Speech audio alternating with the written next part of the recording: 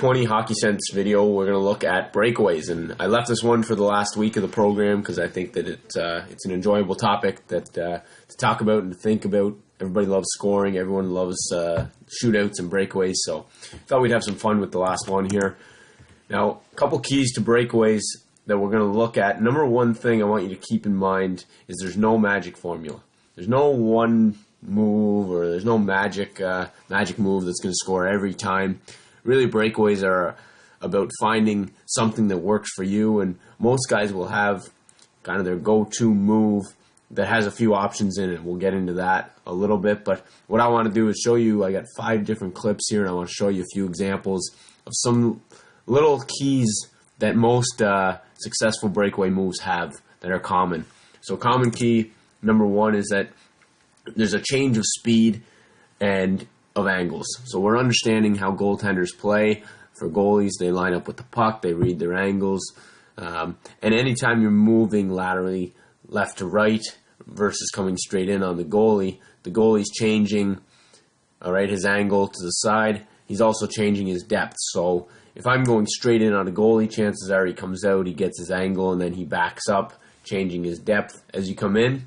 Where it becomes difficult for goalies is when they have to change their depth and their angle at the same time. So they have to back in, plus move left to right, try to stay in line with the puck.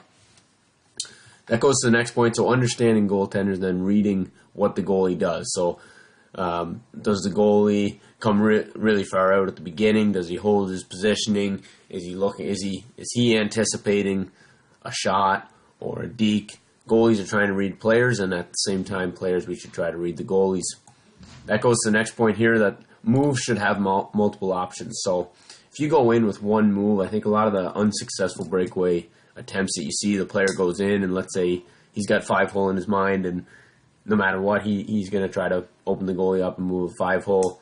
Well, the goalie reads it, 5-hole's not there, and the player still tries to go that way.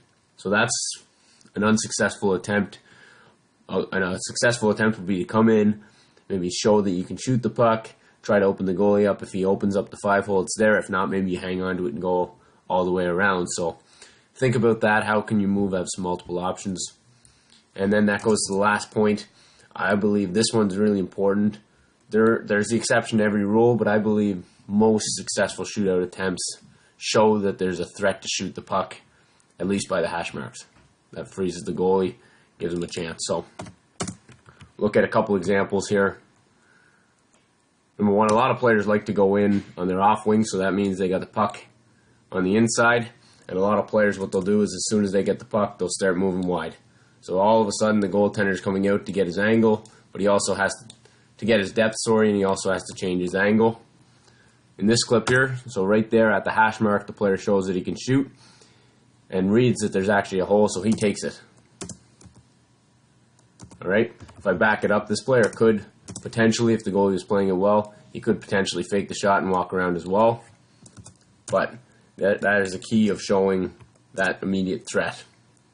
Another example, this time the player goes down his strong side, so the puck's on the outside. This is a little bit more rare, but this player has a move in mind right there.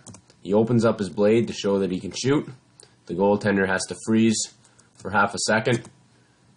And as that player moves across, he slides it into the goalie's 5-hole. He's not able to do this, I don't believe, if he doesn't freeze him there with opening up his blade. And moving across, the goaltender is trying to get there to take away the far side. Next example, another player coming in with speed, down his off wing, changing the angle. Right there, he shows that he is a threat to shoot at the hash mark, freezes the goalie. Now the goalie has to stay with him, and he ends up sliding this back across the green. So I'm just trying to show you a few different options here. Like I say, there's no magic formula, and there's not one move that's going to work. This player moves in a little bit more on a straight line, but he changes his speed. So he slows up right here, pumps his leg to show that he can shoot at the hash mark, and he ends up using another 5-hole move with quick hands. This player actually hits the post, but I wanted you to get the different sense of a player going straight in with speed and quick hands, and that option. The last one we'll show you. This time a player takes it really wide out on his off wing. Right there you can see the threat to shoot at the hash mark, but the goalie's out. Far, he's on top of his crease.